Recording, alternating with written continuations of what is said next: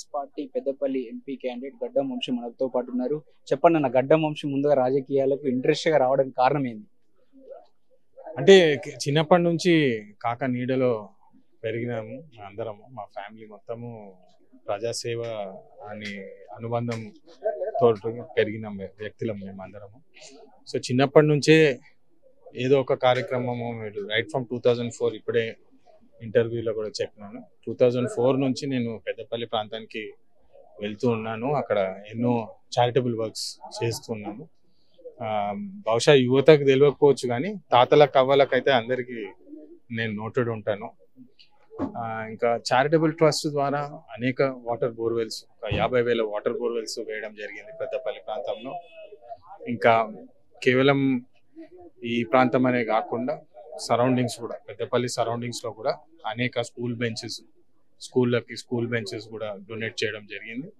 ఈ తోపుడు బండ్లు చేస్తుంటారు చాలా మంది మహిళలు కూడా ఉంటుంటారు, వాళ్ళకి సోలార్ కార్డ్స్ అని చెప్పి, అంటే సోలార్ పైకప్పు పెట్టి దాని ద్వారా బ్యాటరీ కనెక్షన్ ఇచ్చి కూడా ఎంతో మందికి సోలార్ కార్డ్స్ కూడా డొనేషన్ చేయడం జరిగింది. సో ఇవి జస్ట్ ఫ్యూ పనులు చెప్తున్నాను నేను. సోషల్ సర్వీస్ చేద్దామని ఇప్పుడే కాదు, గత 10 సంవత్సరాల నుంచి చేస్తూ వచ్చాము. ఇప్పుడు ఈ అవకాశం వచ్చినందుకు ప్రజలకు నా హృదయపూర్వక ధన్యవాదాలు. ఎందుకంటే పెద్దపల్లి ప్రజలు కోరుకున్నందుకే నా పేరు సెలెక్ట్ అయిన టికెట్ రావడం జరిగింది.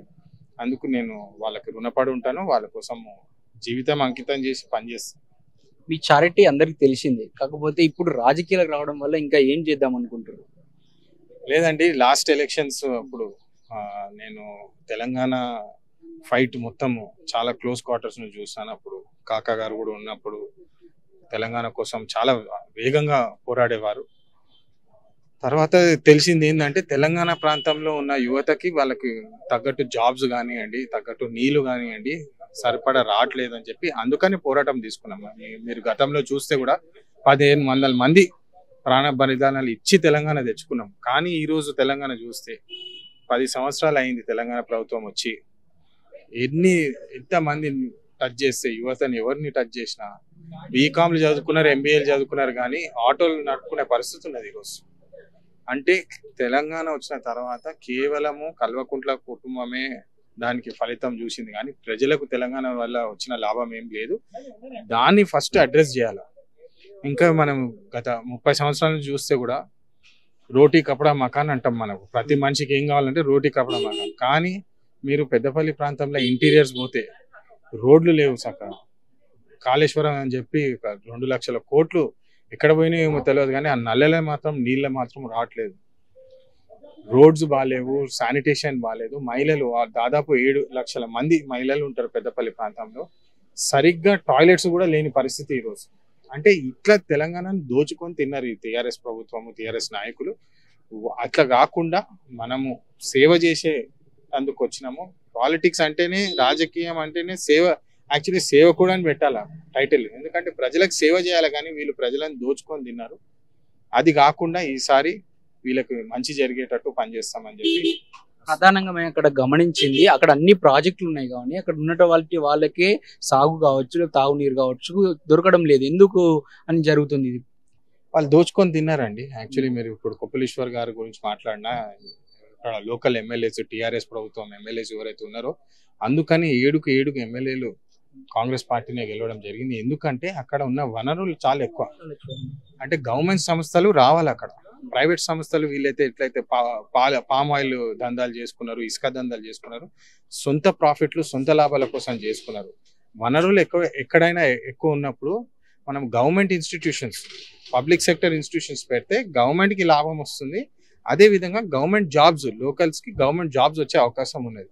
అది కాకుండా వీళ్ళు సొంత లాభాలను చేసుకున్నందుకు అక్కడ ఆల్మోస్ట్ 30 సంవత్సరాలు బ్యాక్ వెళ్ళిన పరిస్థితి కనబడుతుంది. అది సరి చేసే అవకాశము ఈసారి పెద్దపల్లి ప్రజలు ఇస్తే ఖచ్చితంగా మంచి జరుగుతుందని నేను నమ్ముతున్నాను. పెద్దపల్లి నియోజకవర్గం అంటే సింగరేణి మెయిన్ గుర్తొచ్చేది. సింగరేణి వాళ్ళకు మీరు ఏం చేస్తారు? ఎంపీగా అయితే ఇంకా ఎలాంటి వాళ్ళకు అవకాశాలు కల్పిస్తారు?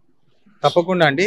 గతంలో కూడా చూసుకుంటే కాకా గారు కాంగ్రెస్ హయాంలో ఉన్నప్పుడు సింగరేణి సంస్థకి 450 కోట్లు ఇంట్రెస్ట్ ఫ్రీ లోన్ ఇప్పించడం జరిగింది. ఆ లోన్ రాకపోతే దాదాపు 1,00,000 మంది ఉద్యోగాలు పోయేవి.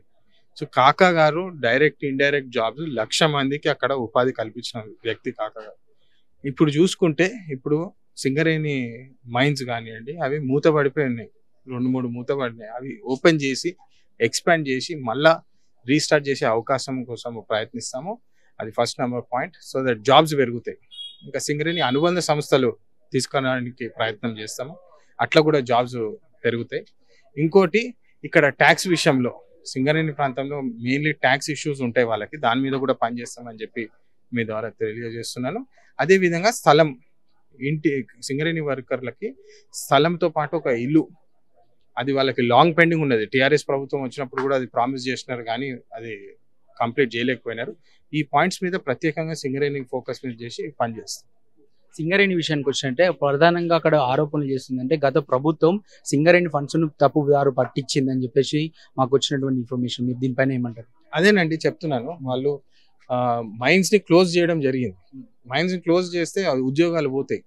ఆ రకంగా పని చేయొద్దు. గవర్నమెంట్ అన్నప్పుడు గవర్నమెంట్ లోకల్ ఎంప్లాయ్మెంట్ కి చూసుకోవాలా, లోకల్ ప్రాఫిట్ వచ్చేటట్టు చూడాలి, రాష్ట్రానికి బెనిఫిట్ అయ్యేటట్టు చూడాలి. ఇవి ఏవి మైండ్ లో పెట్టుకోకుండా వాళ్ళు పనిచేసినారు కాబట్టి సింగరేణి సంస్థని చాలా పని చేసేది ఉంది. యువ నాయకునిగా మీకు ఎలా అనిపిస్తుంది రాజకీయాలకు రావడం? నేను గత 5-10 సంవత్సరాల్లో చాలా మంది యువ నాయకులు అని చెప్పి వచ్చినారు, కానీ నేను కూడా ఎదురు చూస్తాను వాళ్ళు ఏదైనా పని చేస్తారని చెప్పి. కానీ చూస్తే వాళ్ళు అన్ని దందాలు చేసినారు, ఇసుక దందాలు చేసినారు, భూ కబ్జాలు చేసినారు. అంటే ప్రజలకు సర్వీస్ చేస్తామని చెప్పి అబద్ధం ఆడి దోచుకున్నారు. అట్లా కాకుండా మంచి పని చేసి ప్రజలకు ప్రజాపాలన అందించే విధంగా పనిచేసి కృషి చేస్తామని చెప్పి ఆలోచన.